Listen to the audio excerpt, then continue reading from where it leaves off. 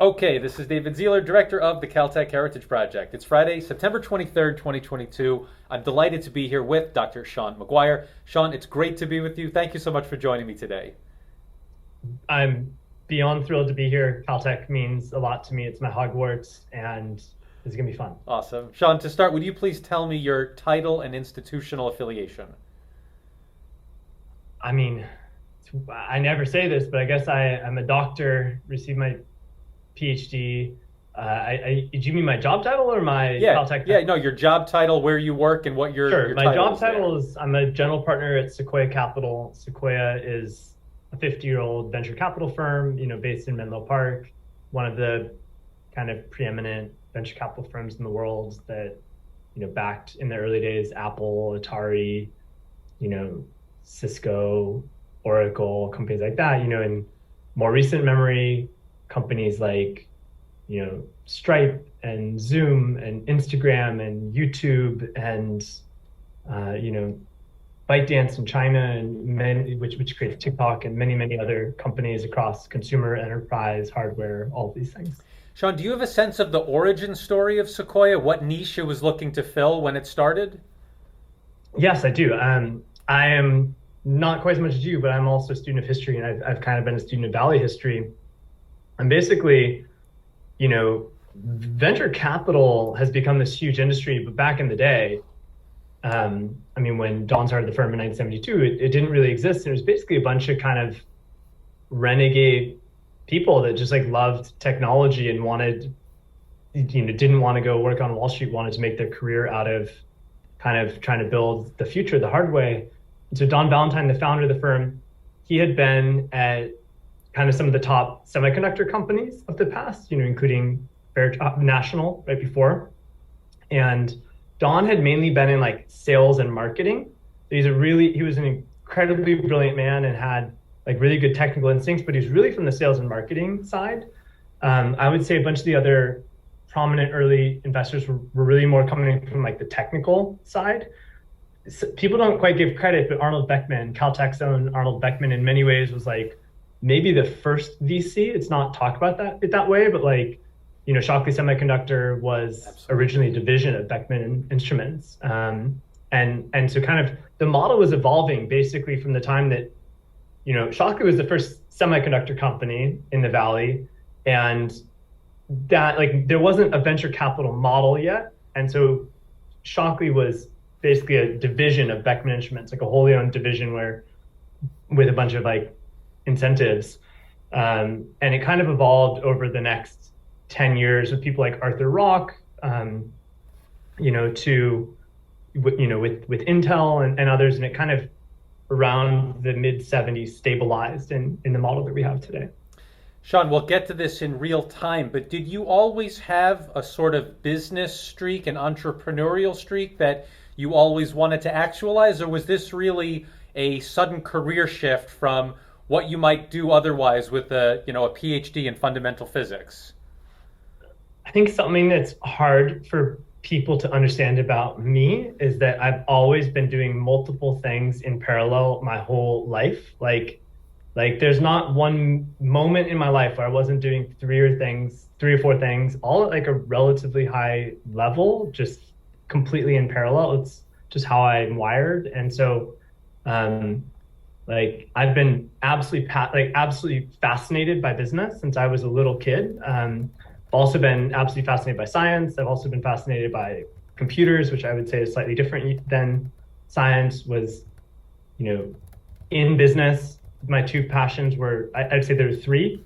One was just like the stock market. I was fascinated by like what made these numbers go up and down. Another was industrials. So, like I was absolutely fascinated by where things come from, how energy works, oil and gas, chemicals industry, things like that. Pharma was all, and then also the third was Silicon Valley, where people were making this technology using physics and other things to bring it forward. So I've kind of always had that passion, but I've also had the science passion, which really started with astronomy, and then astronomy becomes interest in black holes, which leads to people like John Preskill, legends of the field, and and then I think with computers, it just seemed like the most important technology of the time. I was born in 1985, so I was just always trying to mess around in computers. And then I think the fourth area is like I'm super hyperactive. I have incredible energy, and so I've always just been doing athletics of some kind because otherwise I just can't think unless I burn my energy. Shaun, in your day-to-day role at Sequoia, are you bringing your quantum information expertise? Is that relevant to the kinds of things you do on a day-to-day basis?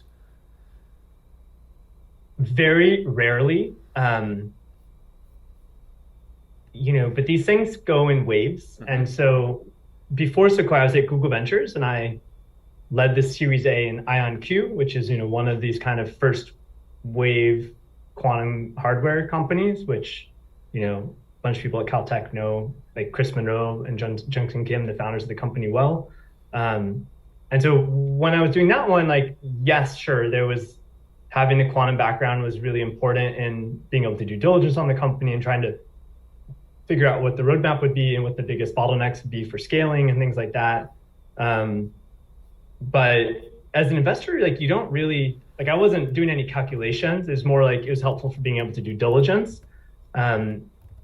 But my job as a VC is much more about business strategy, hiring people, managing people, understanding human psychology, understanding market psychology, understanding like where the puck is going in terms of technological trends, things like that. But physics is a very powerful, I use physics a lot. I've invested in a lot of companies. So quantum information, not too much. Physics is something I use all the time because I've invested in a lot of companies that like touch atoms and like that. You need physics to understand that. And then the third thing to say is physics just teaches you a way to think. Like my job, I'm dealing with incredible rate of change. I'm dealing with incredible amounts of data, and physics gives you, frameworks to, make sense of all this and like try to come up with heuristic laws, and ways to think about things, which are very powerful for investing. Shaun, a question I've been excited to ask you since I first reached out. With your area of expertise as a student of history, I wonder if you've ever thought about some of the parallels between, for example, a Bell Labs in the 60s, 50s, 70s, the middle part of the 20th century, the industrial support for fundamental research, and how you might compare that with what Google and Microsoft and Amazon and Honeywell are doing with regard to quantum information today. Where do you see some of the parallels? Where do you see some really new directions? That's a great question. It is something I've thought a lot about. I think Bell Labs, one of the key things there is like they basically had a regulated monopoly, which, not supposed to say that these days, but it was important because when you have that incredible amount of predictable free cash flow, like it makes it really easy to go just pump tons of money into the R&D. I also think we were living through like a pretty incredible period in like semiconductor technology where, I think Bell Labs won 9 Nobel Prizes, and there was just like there's a lot of stuff that was like pretty adjacent to Bell Labs. It like wouldn't be relevant to the business model or a parent company. It wouldn't have been relevant in like a 5-year time frame, but relevant in a 15-year time frame. And so they were able to kind of do really amazing work that was not too far away from the core business.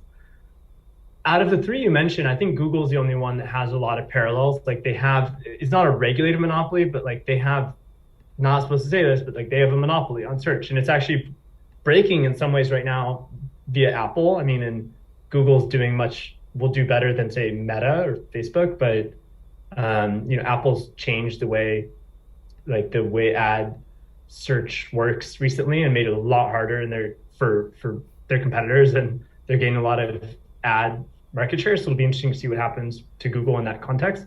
But just by having this incredible profit engine that you can pump into all these other ideas, I think there's a lot of similarities. One thing though is I think a lot of the things they were investing in were not related to their core business. They're investing in flying cars, and which Kitty Hawk, one of those things, like just 2 days ago said that they're shutting down. They're investing in, just a lot of things that were not, biology, life sciences. And I actually think it might be bad to invest in things that are so far away from what you're doing because it's just you don't have the core expertise. And I actually think that with Google, they've kind of like lost a lot of the goodwill internally. They've lost a lot of the goodwill of public markets. And so I hope they can, like, quantum computing is existential. And I think a lot of the internet research efforts of Google, those are both like Bell Lab equivalents. Like those are things that Google should be investing like crazy into because those are existential risks to their core business on a 20-year time frame. But the other is like Honeywell, I don't think is a great comp. Like they don't have the same profit engine that Bell Labs has. They've always been more of an R&D firm and a government contractor. I actually think that where I'm seeing one thing that I think is close to Bell Labs from a different direction right now is DeepMind, where DeepMind is now owned by Google. And so I think that is a good one. But DeepMind has basically been doing going across all of science and like trying to apply machine learning in science. And so it's a much closer thing to the core business model. And for the truth, I think that's another area where Google's done an incredible job is in like the machine learning research, which I think is also, it's close enough to the core business that it's a very smart strategic thing to invest in. Anyways, I know it was a long answer. I'll pause. Relatedly, I wonder where you see all of this investment in quantum information within the broader context of venture capital. In other words, if all of these companies are pouring billions of dollars into quantum computing without anyone really having a truly well-developed sense of what this technology will be used for, is that common? Is this like a common narrative in venture capital, or is it something super entirely? Common. It's incredibly common in the history of technology. I mean, and just to give a few examples, like look at solar. Solar starting in the early 2000s, called 2003 to like 2012, got incredible attention, both from VCs, but also from like government subsidies. And vast majority of the individual solar companies failed, but the whole category has been incredibly successful. Now, power, like cost per watt, generated by solar is like roughly 1/10, of fossil fuels at this point, depending on where you are. And that's not the fully burdened, fully levelized cost, but like just the instantaneous production cost. And that all comes from that just like a huge amount of money got poured into a basket of approaches. And then those things were all able to compete and evolve. Solar, very few VCs made any money on solar. Like they lost a lot of money, but the category has been very successful. Another example is like fiber optic communication, where, there in the late 90s, early 2000s, there was an incredible amount of venture capital money and government subsidies that went into, building fiber infrastructure. One of the most high profile ones was Global Crossing, which was this company that, was like the fastest company ever at the time to get $1 billion valuation. But it led to this overbuilding phase with fiber, and which was actually a prerequisite to have all the, internet businesses of the next decade built on top of it. And I could go on. And I think the key lesson here is that, there can be certain industries where like almost all the VCs lose almost all of their money like on the investments because there's too much competition and the science is moving too fast. But that is actually an important part of getting the future to arrive faster. And I personally believe quantum computing is going to be similar to solar. Like there were probably 1,000 solar companies started in that 10-year window, and at most 2 or 3 of them that are meaningful today. And I think it might be a similar thing with quantum computing. And as someone that loves quantum information, I'll be thrilled with that. And I think it's a good thing. And I think, anyways. Does the comparison hold up insofar as with solar startups, we knew what solar would be good for, right? It gets us off fossil fuels. It's a stable energy source. Can the same be said at this point for what quantum information, what quantum computing will be good for, or is it still premature? I would say they're very similar. And with solar, it wasn't as clear. Like, it wasn't as clear, actually, like if you go back 15, 20 years, that solar would be able to get to the price levels it's at today. Like, it wasn't as clear that you'd be able to go to cheaper instantaneous power production than natural gas, for example. Because, it's like an extra three factors of two you had to get. You had to get like an extra, the Moore's law had to keep running for an extra 5 years, and just no one knew how long it would run for. And I was paying pretty close attention back then. It wasn't as obvious. But it was obvious that there'd be certain niche applications of solar, and like it was a good investment, and that like we had to have a basket of renewables to, fight this thing that was starting to happen of global warming. With quantum computing, I would say there's already a lot of applications that are pretty clear. And then there's also like a whole bunch of things that like maybe you can't say the precise algorithm, but just on the other hand, like it's pretty obvious quantum computers will be important. Like physicists say all the time, like simulating physical systems, like quantum computers are clearly going to be important for that. And I would just say, like, it's a tautology, but it's also 100% correct. Like, and it's just obvious that for things like material science, when quantum computers are powerful enough, like they'll play an important role in like material discovery. And so I would say it just doesn't matter. Like it's we don't need to know the exact algorithms that are going to run. Like it doesn't matter. The hardware is going to be really valuable. From your own perspective, do you tend to think of this in somewhat of a horse race metaphor? Do you see Google and Microsoft and IBM, all of these companies, are they racing toward a singular finish line, or are they doing something different? Yeah, I don't think they're racing towards a similar finish line. I think that there's so a few things. One, I think there are many finish lines.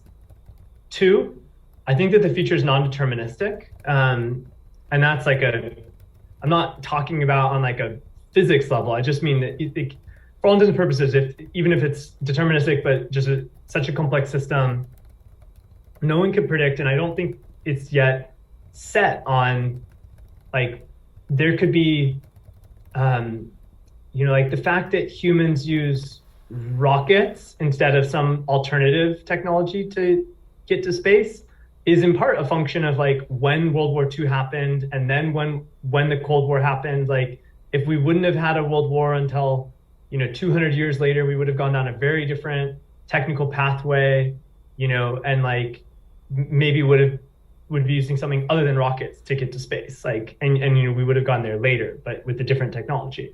Some of these things they're so dependent on so many other variables. And so, first of all, I don't think it's racing towards the same goal, but even if it was, I don't think anyone knows what that goal is. And I don't even think it's set. I think that it depends on a lot of things that play out. It's path dependent over what happens over the next 10, 20 years. Now, you mentioned, on a day-to-day basis, you utilize your expertise in quantum information fairly rarely. Institutionally, is Sequoia involved in the quantum information space at all? Yeah, so Sequoia invested in Rob Shulkoff's company, QCI, before I joined, and Rob is another legend of the field. Yep. And did you know Rob? Was that sort of a connecting point to Sequoia? Well, no, it was not. I mean, I do know Rob, and I did know Rob, but it was not a connecting point for me. But it was a happy accident. Well, Shaun, let's establish now some context. Where were you for your undergrad? Give me a 10-second break. I just have to respond to one thing. You got it.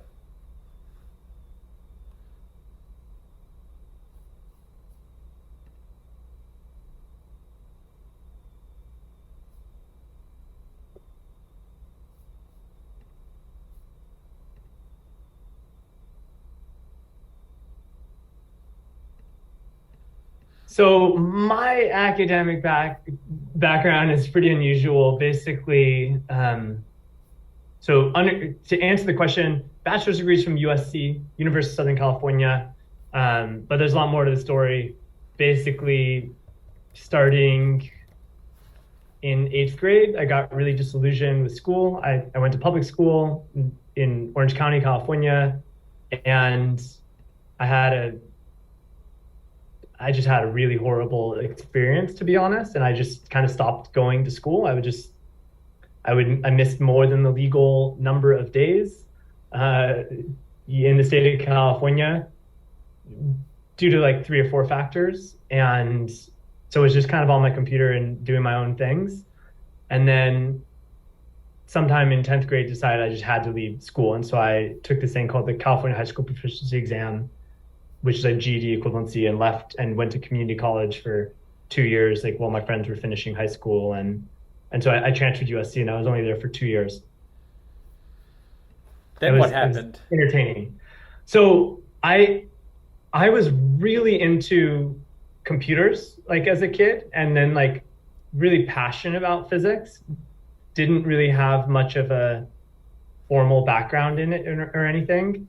And I wasn't really going to school, so I wasn't doing math competitions or anything. But when I got to USC, I randomly was walking through, I studied math, and I was randomly walking through the halls of the math department. And there weren't many math undergrads there. Like, I'm probably making this up, but it felt like 20 kids. Like, it was a really small major for a school that big.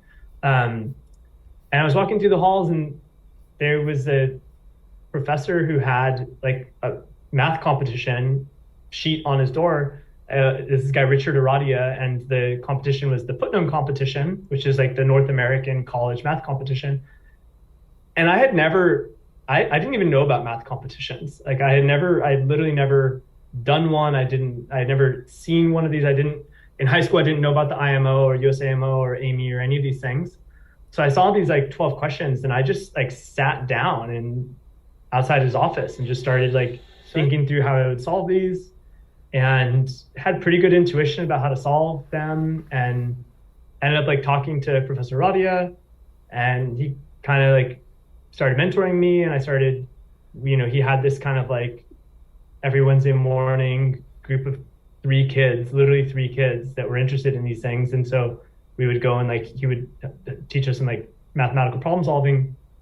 And I had some aptitude, and the professors at USC basically told me I should graduate and go somewhere better. And so I went up to Stanford and started grad school there, actually in the statistics department. My passion, especially coming from problem, like that background, was in probability and like combinatorics, but really probability, like theoretical probability, I just found absolutely fascinating. And so I went up to the statistics department at Stanford, which is one of the top places in that.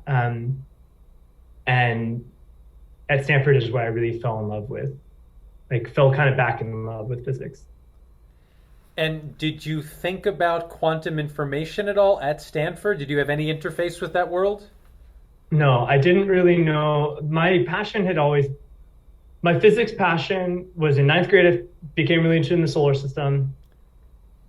I had this incredible thing. Sorry, not in 9th grade. When I was 9 years old, I became really passionate about the solar system. I had this unbelievably lucky thing, and I think just unbelievably lucky thing. But one of my friend's dad was a local community college professor. He taught computer science and astronomy. His name's Doug Borkman, and he was an amateur astronomer. And he would sometimes with my friend Brandon, he would he had like an 8-inch telescope, and we'd go look at stuff in the sky. But when I was in 6th grade, NASA had this program called SAREX, Satellite Amateur Radio Experiment. There's some videos of this online. It's pretty hilarious. But basically, NASA was doing this program. You could learn ham radio and then like ask astronauts aboard one of the shuttles to like ask them a question in ham radio as they orbit the Earth. And so I did this and got to ask a question to the astronauts. And that honestly made space really tangible to me. It gave me intuition for like the distances and the speeds, and that kind of kicked off a whole new passion in space. And that led to like learning about black holes and just getting absolutely fascinated by black holes. And I even before black holes, but like kind of a prerequisite to understand them is you have to know some general relativity. Prerequisite to that, special relativity. And I literally couldn't sleep as a kid. I would just think about special relativity. I would do these thought experiments. There was one, I think I was, it was shortly after I was like 13. For about 6 months, I couldn't sleep at night. I was thinking about if you had 3 spaceships that were traveling in a line, so like spaceship A, B, and C, and if like the 2 ends were traveling away from the one in the center, each at the speed of light, so like, A is traveling away from B at speed of light and B from C at speed of light, how the hell could A and C not be traveling away from each other at more than the speed of light? And I spent 6 months really trying to understand that, and I couldn't understand it. And it took me years after to really understand it. And it's easy to understand in like the calculations, but it kind of gave me this really deep, the answer here is like space is not flat, and your intuition for like flat geometry is just completely wrong. You can't have spaceships traveling away in a straight line from a Euclidean geometry perspective. This is all happening in like a curved space, in Minkowski space, and it just gave me this really deep intuition for that, and that led to just a passion with black holes, and I kind of came back to it later. So what's the connecting point from Stanford to Caltech? When did that happen?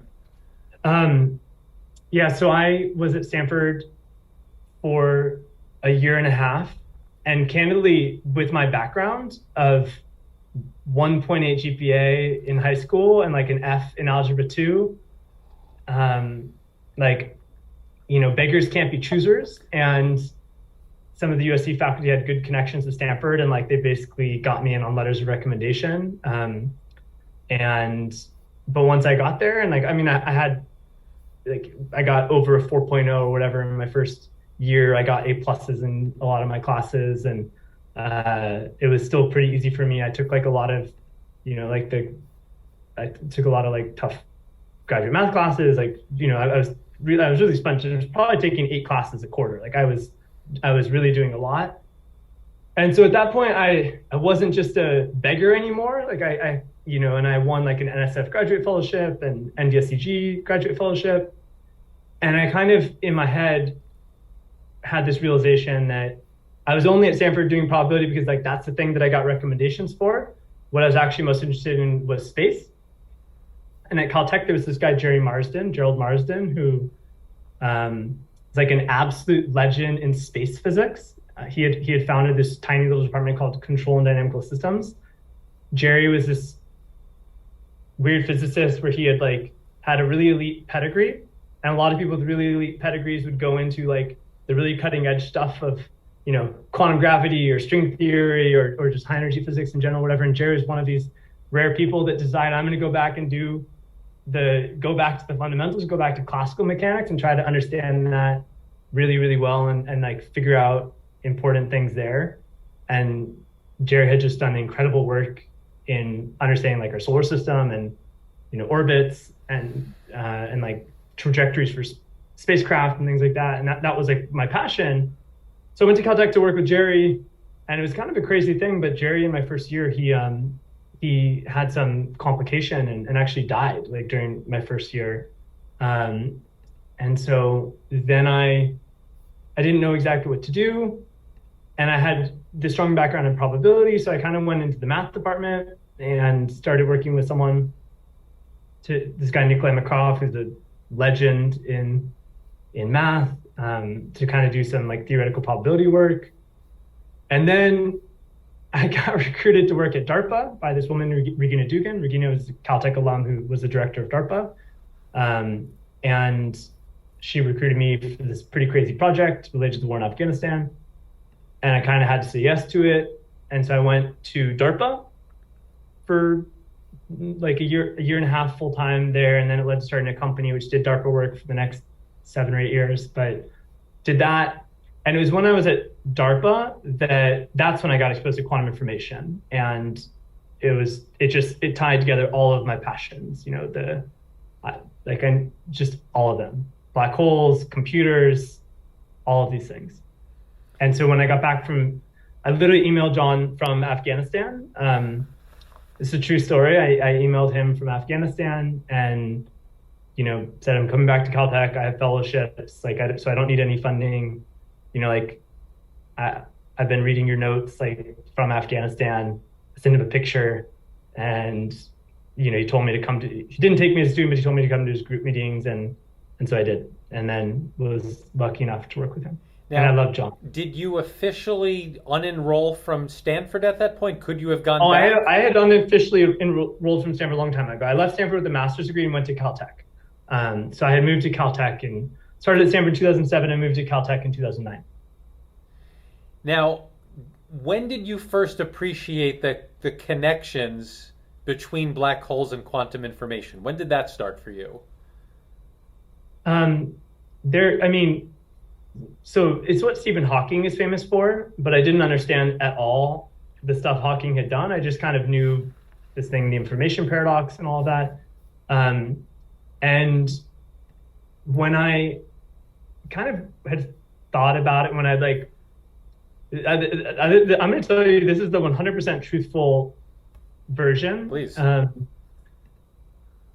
I was at Stanford and then when I first joined Caltech, because I had such a weird background, I didn't have the background yet to actually be able to think about the problem or even really understand the problem statement. And I kind of didn't.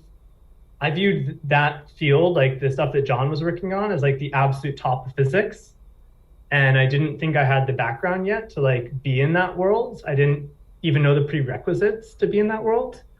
And so it took kind of an extra few years. And by the time I came back to Caltech in 2012, after all this, I had been able to self-study and kind of knew for example, I taught myself general relativity, and I actually understood it deeply enough at that point that I had confidence. And I had originally self-studied quantum mechanics, and I kind of understood it deeply enough to be able to have some intuition here. And so I honestly didn't feel like I deserved to be in that world. And I didn't know enough to even know how to get started until I was coming back as now at this point, I'm maybe a 25-year-old or something, I think was when I was coming back to Caltech.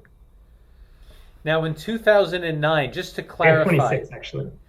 To clarify, when you came to Caltech, you were already admitted, but it was not certain at that point that you'd be John Preskill's student. That sort of developed. Correct. When I came to Caltech, I was going to work with Jerry Marsden. I originally joined in the Control and Dynamical Systems department, which is a tiny department. I was the only student in my year that joined that department, the only grad student. It was a tiny department. And then once you started going to group meetings at IQI, what were your impressions? What were people excited about?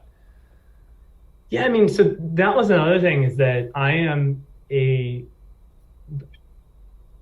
this joke at Caltech, or, MIT uses this too, but how do you tell the difference between introverts and extroverts at Caltech? The extroverts are the ones who look at your shoes when they're talking.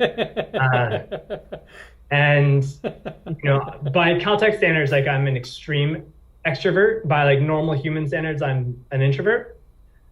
But the other groups I had been in, they weren't groups, working with Professor McCarthy, I was his only student. And, every week or two I'd go talk to him, but there was no one else at Caltech I could talk to about the work. And it was unbelievably lonely. It was really lonely and solitary. And then when I first went to John's group, it's 20 people in the meeting once a week getting together, people having lunch together during the day, sharing ideas, people working on many different topics, working on the future of computing, algorithms for that, hardware for that, working on black holes, working on, fundamental quantum mechanics, paradoxes in quantum mechanics, things like this, condensed matter physics. There was just this incredible energy and camaraderie there, and it was addicting, especially for me coming from literally I had only been exposed to solitary research before that. So this was a real vibrant social scene separate from the science. Getting that call, I thought, just one sec, I'll be right back. Sure thing.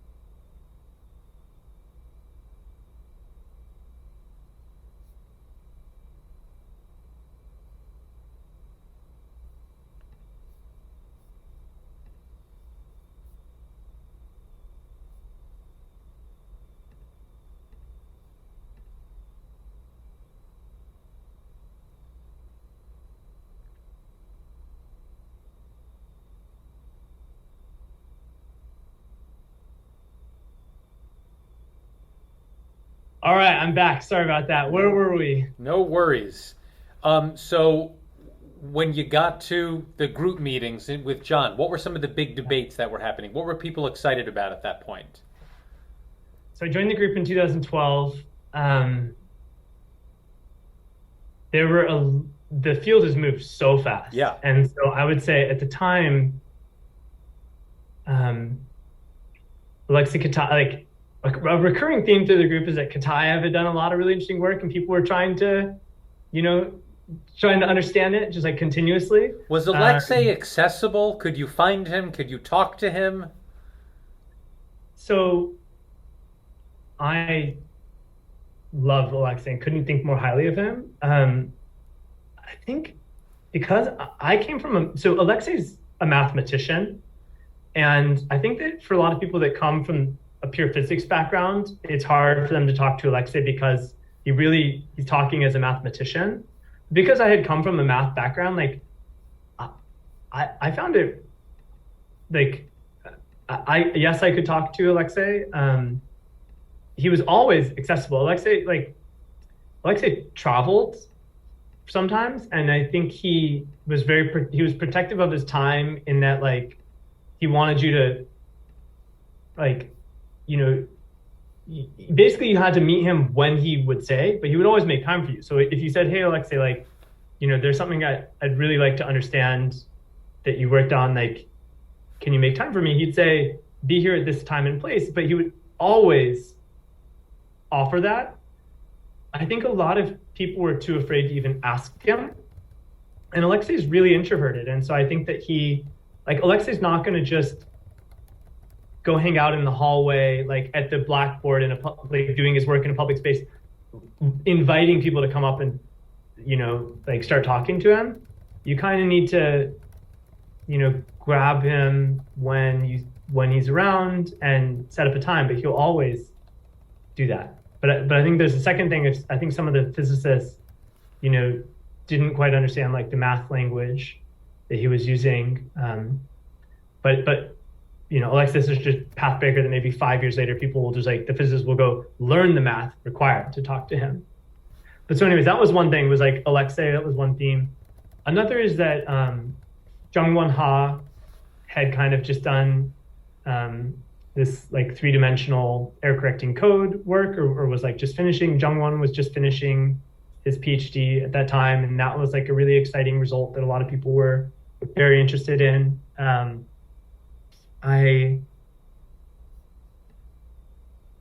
can't remember the exact other things in the very beginning when I joined the group, but I can tell you the themes kind of, like, over the whole 10 years or whatever. Now, coming in at 2012, did you recognize the transition from IQI to IQIM? In other words, the experimentalist and joining matter to the theory. Did that register with you at all?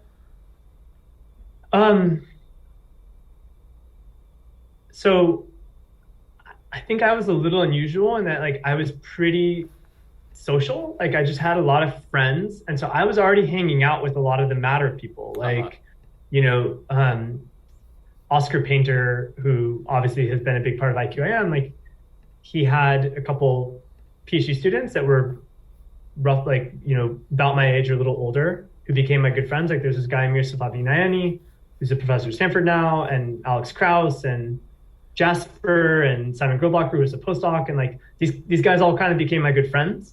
And so at Caltech, everyone talks about science all the time. And so, I actually think that on the grad student level, it wasn't that big of a deal. I think maybe on the faculty level is a bigger deal because it changed who was on the committees. And so, like, as a, now you're, like, default sitting next to experimentalists as a theorist or whatever at events and on committees and all that. I think maybe on the postdoc level, it had an impact because, we started to have a lot more seminars and all of that would have people from both experimental and theory world.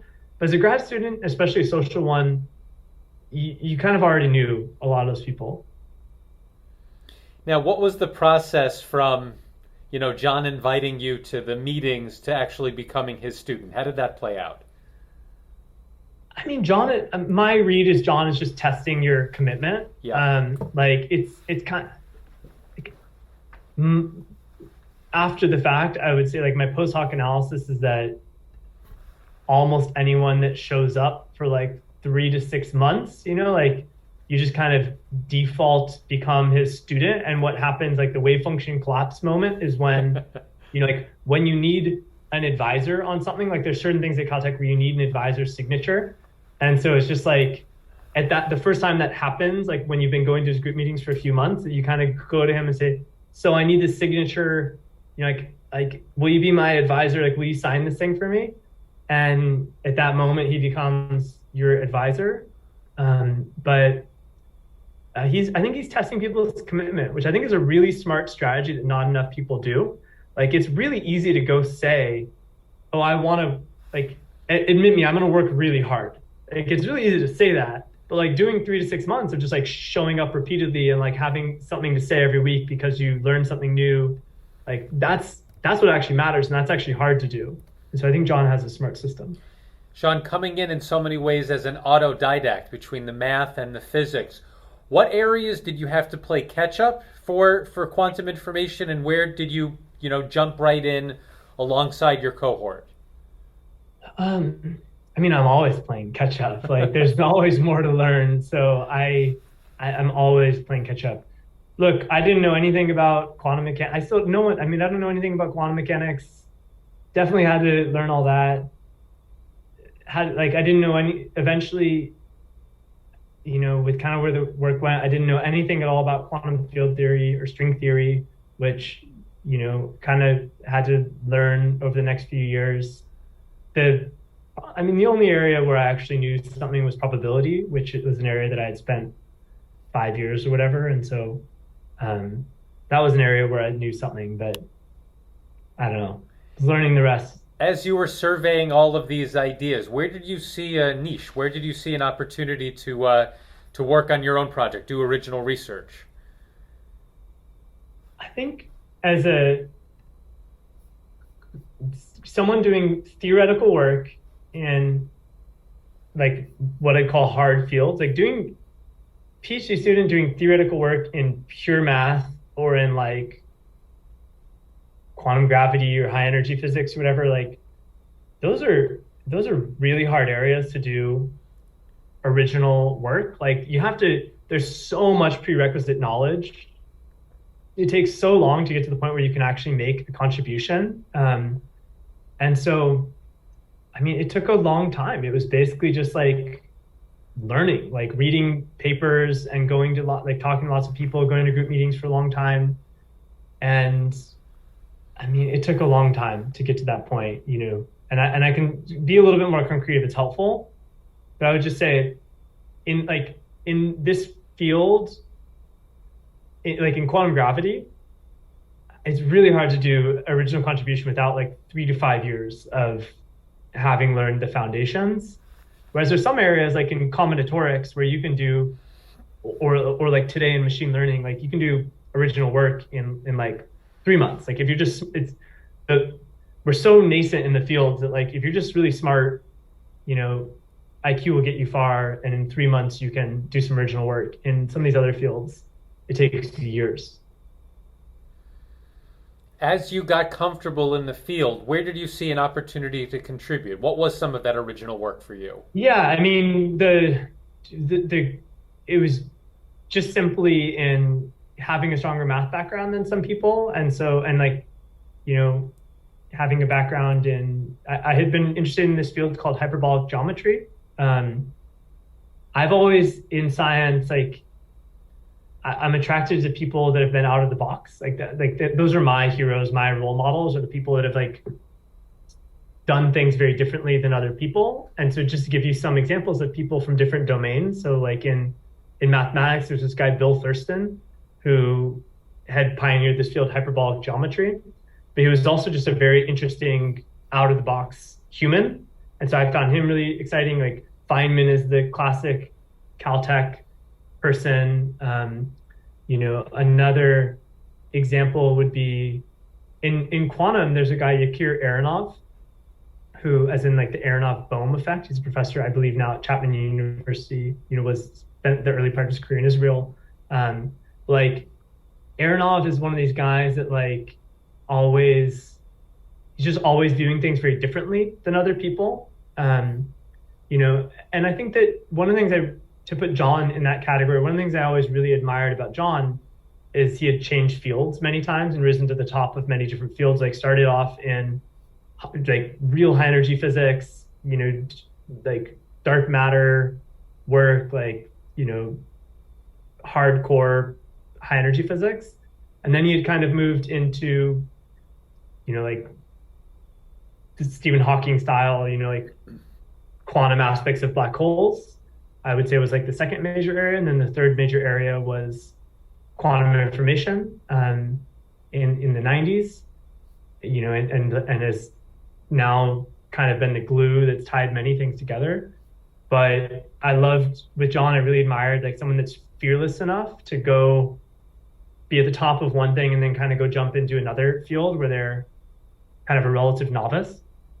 And so I've always been attracted to people like that. But Bill Thurston was this guy whose work I'd just been fascinated by the guy and had read a lot of his papers. And so I tried to bring some of the hyperbolic geometry ideas into this field, which is not that hard because the ideas were so strong that you just kind of poured them over. On a technical level, I wonder if you can explain what was the relevance in this field? Just that, so, there's been okay, I will do my best to explain the arc here. The arc was that, Hawking and others had come up with this information paradox that was basically saying that the general relativity and quantum mechanics made different predictions about the end state of a black hole. Like in some very crude sense, one says that information is conserved, the other says that information is destroyed. So anyways, some crude statement. That then led to a lot of evolutions over time. One of the big evolutions in the early 90s was this thing called the holographic principle. Lenny Susskind, but actually really like based on a lot of John's ideas as well. Like John was a huge part in this holographic principle idea. Said that like maybe nature has this weird property that sometimes to know the physics of what's happening in some region of space, maybe all you need to know is what's happening on the boundary of that space. Like that's kind of the core intuition behind the holographic principle. That happened in the early 90s. In the late 90s, this guy Juan Maldacena had a big breakthrough there where he kind of showed that in a specific subversion of string theory, that holographic principle would hold exactly true. And this result, I think, is in 1998, but in the late 90s, became what's called ADS-CFT, anti-de Sitter space, which is on like the general relativity geometry side, and CFT, conformal field theory, which is on the like high energy physics, quantum field theory side of the equation. And that happened. And then in 2015, there was this thing called the firewall paradox. That was like the next huge jump in this area, which I would almost say, like, in a lot of ways, it's similar to like the Maxwell's demon paradox, which was in the late 1800s, which Maxwell's demon is the first, it was in the statistical mechanics domain or thermodynamics domain, but like it's what first brought the concept of information into physics in a tangible way. Like it's the first time that information had to be considered in physics. And this firewall paradox like really sharply showed that quantum information will play a fundamental role in resolving like in terms of understanding the nuance between general relativity and quantum mechanics, just in a really sharp way. And so that was a very exciting time. And so a lot of people, both in quantum information and also in like high energy physics, people kind of all came from those two extremes and all came to the same problem. And so I kind of jumped on that bandwagon, joined that group of people. And so in the ADS, that paradox really came from like ADS CFT line of thinking. And for these things like anti-de Sitter space, just very intuitively, very naively, to back up one step, like you can think of objects in space, like for example, any two-dimensional surface. It's either got negative curvature, zero curvature, or positive curvature. And just to give you like, and that's kind of it's a global statement about the object for any surface or three-dimensional manifold, etc. And there's some technical definition that gives you that, but you can have negative, zero, or positive. And a lot of people their intuition for like space or geometry is that like we live in flat space. But if you have, say, if you live on a sphere, that a sphere is what we would call positively curved. And I could explain the technical definition, but it's neither here nor there. A saddle is what we call negatively curved. This anti-de Sitter space, you can basically think of, it's like living in a space-time where you're stacking a bunch of negatively curved manifolds on top of each other. Like the unit of space is negatively curved in a lot of ways. And that is basically hyperbolic geometry. So like his ADS anti-de Sitter space stuff is basically just doing hyperbolic geometry. And there's a bunch of kind of really concrete ways to make that precise. And mathematicians have studied hyperbolic geometry to death and have learned incredibly beautiful things. One of the things they've learned, there's this famous essay from a guy named Mark Katz, where he asked, "Can you hear the shape of a drum?" That was the question. And what he meant by that is like if you could just basically take boundary measurements around like the sounds you'd be hearing on a drum, or like kind of the heights of waves moving through a drum, could you uniquely figure out the shape inside? Like a spherical drum makes a different sound than an oval drum, which makes a different sound than a square drum. And so that was the question. It turns out the answer is no. There's certain shapes that have different, they like basically have the same eigenvalues, same like, to the Laplacian, with different geometries. And kind of there's a very similar result in hyperbolic geometry, which basically says that like the eigenvalues that correspond to like waves moving in negatively curved space kind of follow these very specific rules. And there's some really beautiful aspect, and there's actually there's a relationship between those things, and like between those waves and the eigenvalues that come from the waves and the geometry and these like geometric data. And so kind of my PhD was basically just making a bunch of connections between these ideas. What kind of role did John play in all of these decisions? Was he a hands-on advisor? Did you talk to him a lot about these things? Was it related to what he was doing at the time? I would say John, first of all, I could not love John more, could not be more grateful to John, could not think more highly of John. And so it's an interesting thing because I think John changes many people's lives. Like, I don't think it's an accident that John's group has kind of been the central node in quantum information, over the last 20 years or so. But it's funny because John has it's maybe not the style you would think. Like, the way John works is it's really a Socratic style. It's almost a minimalist style. I would say there's two parts to it. John asks incredible questions. So there's two things. One is like, people respect John so much that you don't want to disappoint John. Like, you want him to respect you, you don't want to disappoint him. It's like some parents rule out of fear, some parents rule out of love. John rules out of love, and you don't want to disappoint him, and you want to live up to like his name and reputation. And so John never tells you you're wrong. He never tells you you're stupid. He never tries to make you feel stupid. he just asks really good questions that like lead you on a journey.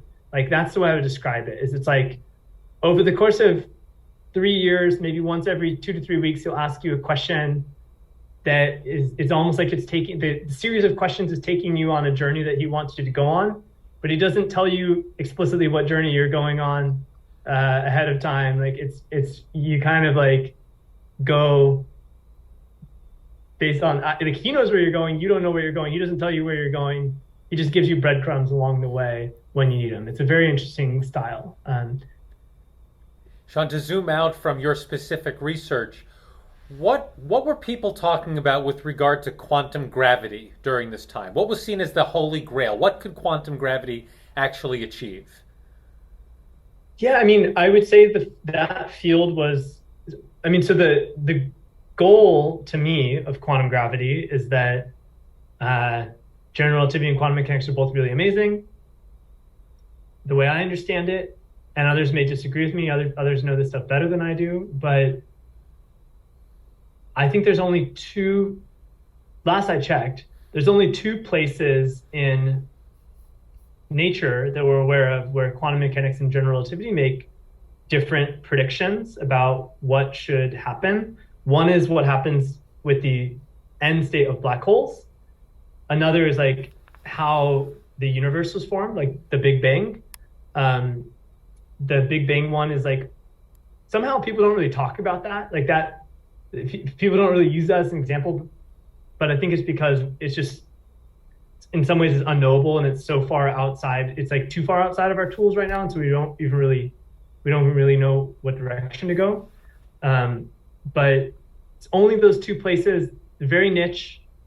In some ways there's a parallel to like the past. So for example, like the thing that motivated quantum mechanics is, I think there were like three experiments that had these kind of different discrepancies. You know, one of the most famous ones was photoelectric effect that Einstein, you know, won the Nobel Prize for his explanation of. But like, you know, when you're looking at light, there's certain ways where light very clearly behaves as a wave, and there's certain ways where it very clearly behaves as a particle. In all the classical physics and optics and Newtonian mechanics, that are like that did, and like classical electromagnetism, that didn't make any sense. But so that was one example of something. Another thing was like the way black body radiation happens. Like it's another example of something where it just like didn't make sense with the classical treatment. But I think there were only three things that were not making sense from like there that led to quantum mechanics. And similarly here, it's like, it may seem like a really small thing, but like, it's kind of the only clue we have that there needs to be something new. And so we need some better version of the theory that can interpolate between quantum mechanics and general relativity and be consistent with these two things, these 2 points that don't fit the data. And we call that quantum gravity. Then there's we don't know much about quantum gravity. There's a lot of candidate theories that fit in that umbrella. String theory is one, you know, even within string theory, there's many different branches and ideas. And so kind of there've been these big evolutions, these big jumping points. And I only mentioned some of the ones related to the information paradox. There's been a lot of other big breakthroughs related to string theory over the last like 40 years. But in 2015, this firewall paradox was a huge jump because it just created a bridge for the quantum information people to talk very precisely to the high energy physics people. And before, just like there was just too much incompatibility in the languages these fields would use. And so it was just hard to even communicate. And so that became the most exciting thing by far, and in quantum gravity. And now the field is kind of on a journey to unite the fields even more closely. And there's already been a lot of great results there. And I'm sure there are more to come, but, you know, like some of the big ideas are like, one was, you know, one that John was involved in is like bringing in the ideas of error correcting codes that nature might be behaving like a quantum error correcting code on some really fundamental level. Another is this idea that people have called ER equals EPR, Einstein-Rosen equals, Einstein-Podolsky-Rosen. It's basically this idea that like somehow wormholes and entanglement, so wormholes on the general relativity side, entanglement on the quantum side, are very deeply related to each other. And there's just, there's this other thing called like holographic entanglement entropy. And like, there's been a bunch of these big ideas that the whole field is just kind of unpacking, with the goal being to understand nature in a much deeper way. If I were to guess what will happen, like, I think it will probably lead to like a new set of equations that capture nature on a deeper level than we have today. Shaun, I'm curious, in graduate school, if you interfaced at all with string theorists who, of course, are convinced that string theory is the likeliest path to developing a theory of quantum gravity. Of course. I mean, there's a lot of people in that camp. I also, though, like, I think a lot of string theorists have gotten a bad rap. Like, I'll say something that can get me in trouble, which is like, in my job as a founder of companies and partner at Sequoia and all this, being on lots of boards, I deal with the media a lot. And one of my deep firsthand experiences that the media oftentimes wants to build people up to tear them down. And I've just seen it. It's like a universal thing across many different fields. Like, they'll build someone up and then they'll tear them down. And I feel like that's kind of what's happening with string theory. Of like, the string theorists weren't asking to go have all these articles written about them and like get all this hype in a lot of ways. Like, the media built them up because it's a good story. And then like the next version of that is to tear them down and make them seem like they were too arrogant and like, oh, it's not working. I think most string theorists have been, not all, some have been very arrogant, but the vast majority have been very measured in how they've thought about string theory and like the current state of string theory and all of that. So anyways, it's a bit of an aside. In your work on wormholes, just to clarify, are these toy models or are you thinking about actual wormholes? No, I mean, we don't know.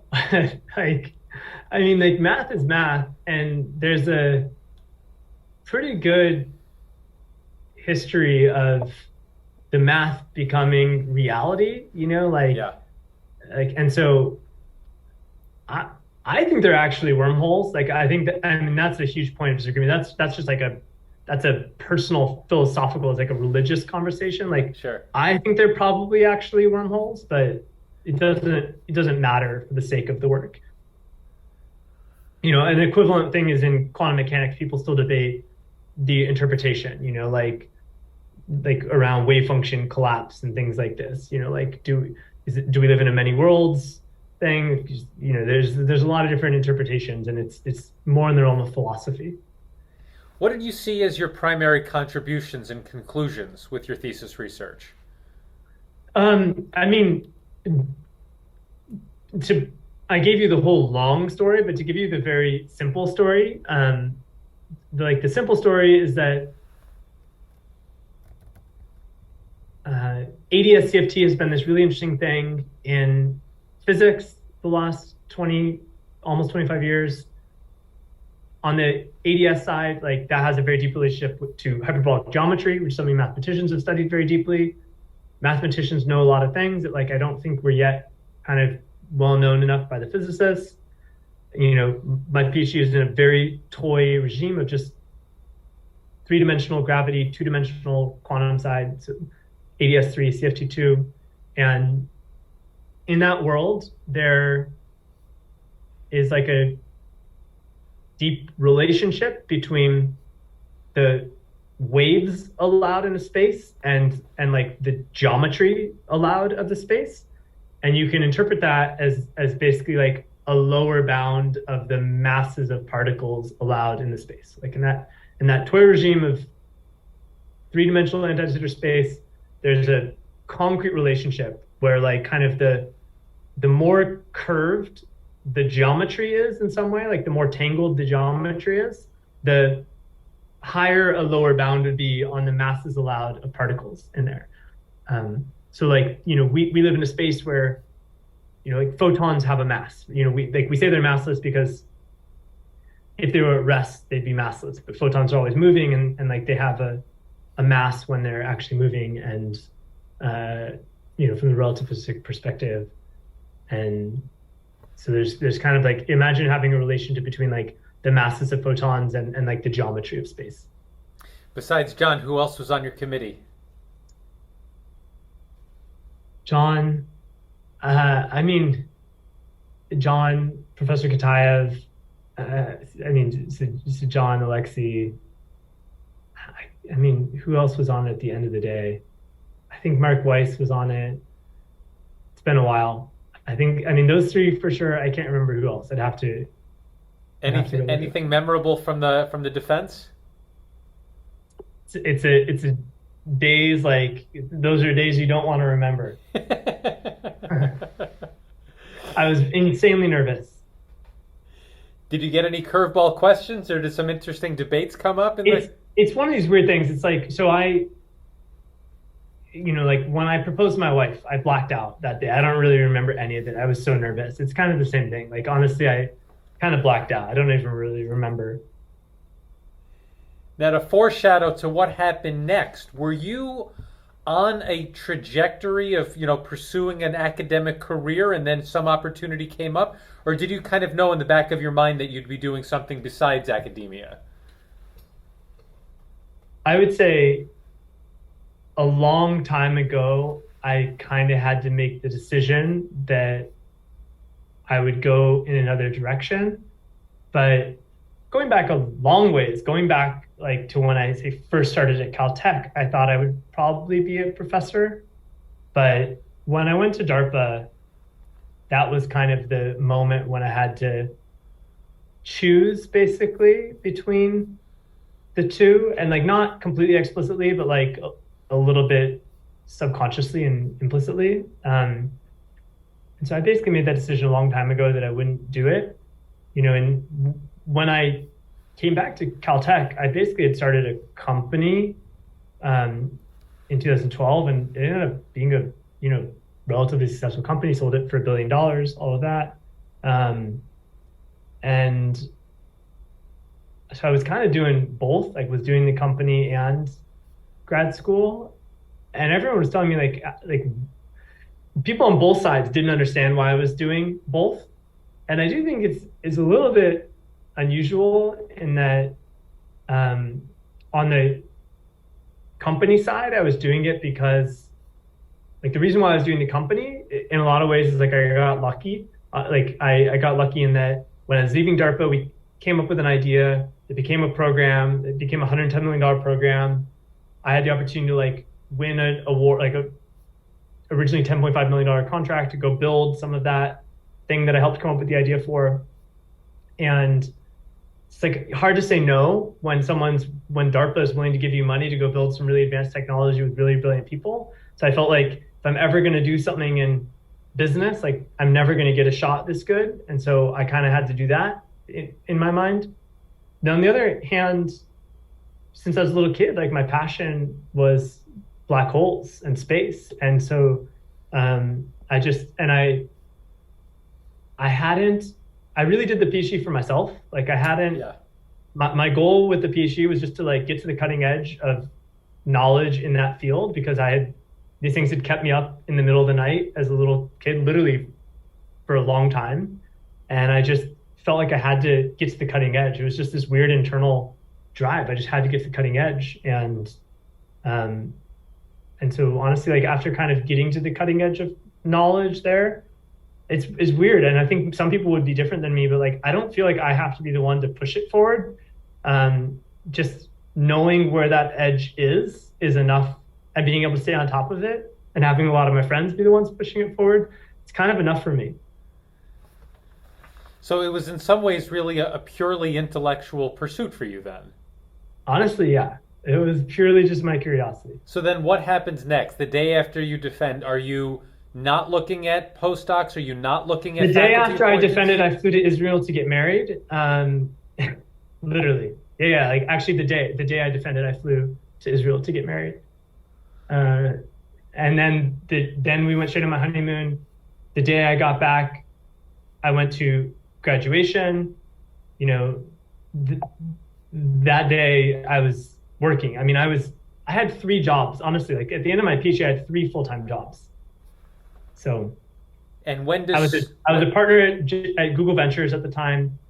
I was I was chairman of my company. I had moved from like a full-time operating role to chairman, and I was finishing my PhD. So I was kind of doing all three. and when does Sequoia enter into the mix?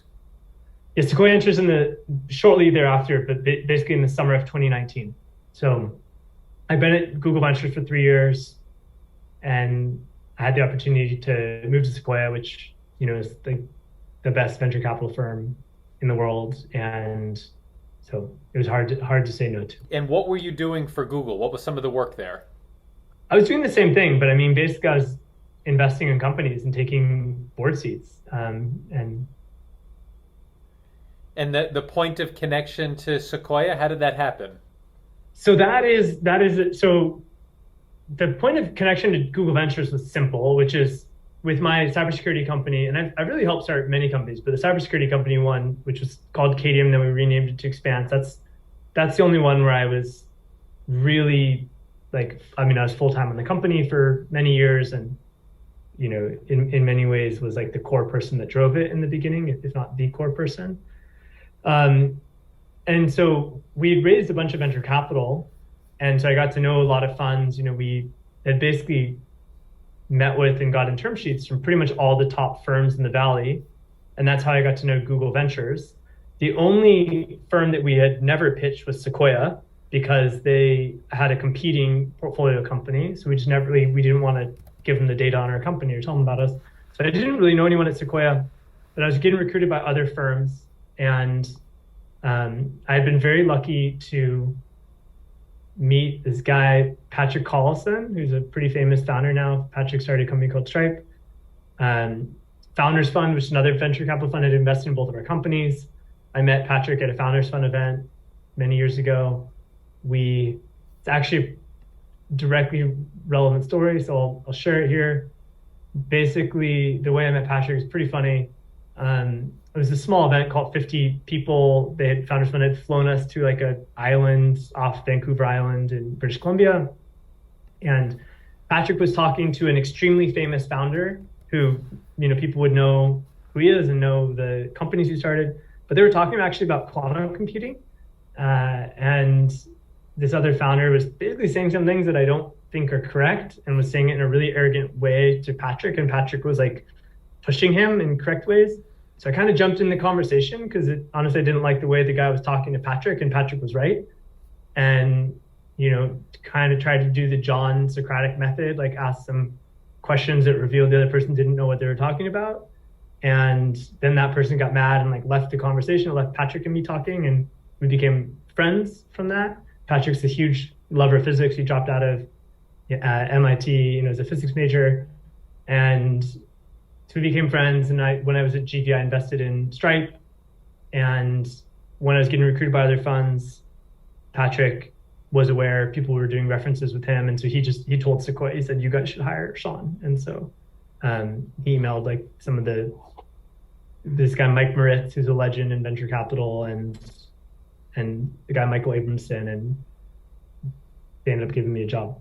Shaun, with the entrepreneurial culture at Caltech, I wonder if your work has given you a sort of broader perspective of the kinds of ways Caltech ideas, Caltech faculty and students are involved in technology ventures. I mean, I wouldn't say that Caltech is the most entrepreneurial place. I would say that, Caltech is the most scientific. I mean relative to where it was maybe Yeah. 20 or 30 years ago, not relative to Stanford, of course. Yeah, I'm actually not so sure about that. I think that Caltech I think it produced a comparable number or maybe even more high impact companies in the past. I think, sure, it is more, the volume of companies is greater now, but Caltech had its hand in some pretty legendary companies in the past. And for what it's worth, I think it's really important for the world to have places like Caltech that are so focused on science. And, I think that like Stanford is the other extreme, where Stanford in a lot of ways just like you go to Stanford because you want to start a company and it's going to be the stepping stone to like starting a company or joining a hot startup. And many would disagree with me, but I actually think it takes away from the quality of research at Stanford. Stanford does amazing research, but Stanford has like a lot of faculty and a lot of money, and like I actually think Caltech does has higher quality research per capita, like in my opinion, no question. And there's a lot of amazing faculty at Stanford. I'm not trying to knock Stanford. I have a degree from Stanford, but I think that's actually part of the magic of Caltech, is that it's the only like elite undergraduate and research university in America that is just so focused on science. It's pretty cool. Shaun, for the last part of our talk, I'd like to ask. And first, I can go over. I was 5 minutes late and had a 5-minute break. So no, that's fine. Just for the last part of our talk, just a retrospective question, then one going forward. What has stayed with you from IQIM and Caltech in general, just in terms of the way you approach business, the way you understand science, the way you think about the world? Many, many things. Some of it is implicit. And some of it is subconscious. I don't even know some of the things that I know are there, but I'll tell you some of the things I'm aware of. One is Caltech is a very humbling place, and I think everyone that's been at Caltech, like it has to lower your ego. It raises your ego in some ways, but it has to lower your ego in others. And I think that's a really good thing. And I think as an investor, it's actually incredibly important. As an investor, like you want to have intuition, but you also need to check your intuition with lots of diligence on things. And let me tell you, like that's one of the lessons of like studying either quantum mechanics or general relativity, is that like your instincts are oftentimes wrong, and so you have to actually go do the calculations. And so that's one thing that is really powerful. Another is just the network of people. Like I made a lot of my closest friends and from Caltech, and I've backed some people I knew from Caltech's companies. I've brought some people from Caltech into companies I've worked with. I've used people from Caltech as like expert diligence on when I've looked at companies.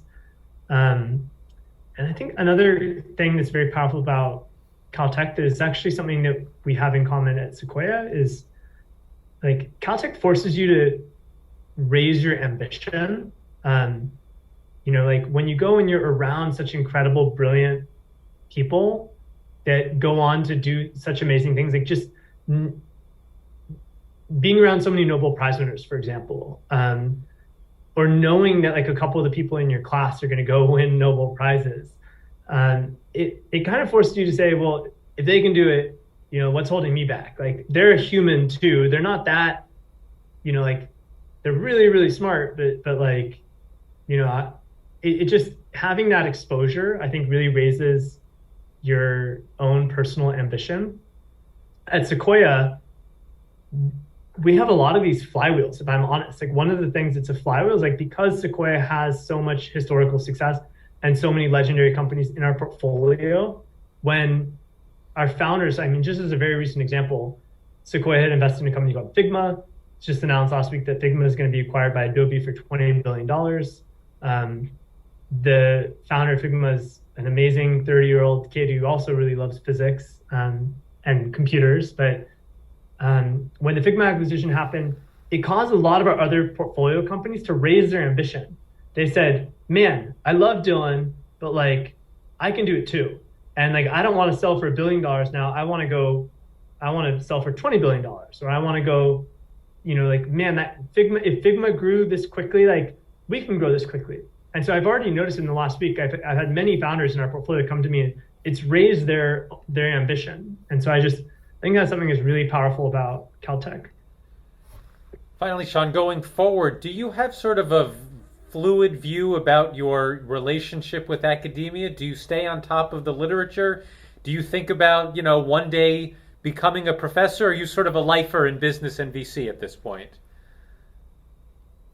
One of the things that I am proud of in my own life is like I've been willing to change course quickly when even with limited data when like crazy opportunities come up. And so I really love academia. Like I love Caltech, etc.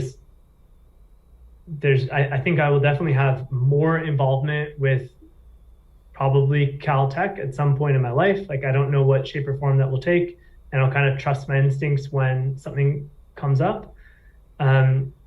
With the literature, like I am really, really busy, and so I don't stay up like perfectly, but I do try to stay up with like the really big results. And one of the things that's interesting about the journey of like being a PhD student or whatever is like you work so hard to get to the cutting edge. Once you're at the cutting edge, it's not that hard to keep up with it. Like the actual edge doesn't move that quickly. It's just you have to claw your way from hell to like get to the edge. And another thing too, like to be very candid for me, I have really broad interests. Like I've been really interested in machine learning and in cryptocurrencies and in robots and in space and in physics and other things. And so I kind of try to keep up with all those fields. And like right now, machine learning is probably the field that's moving the fastest. So probably right now, I'm actually probably spending more time reading like the machine learning literature than the, say, quantum information literature.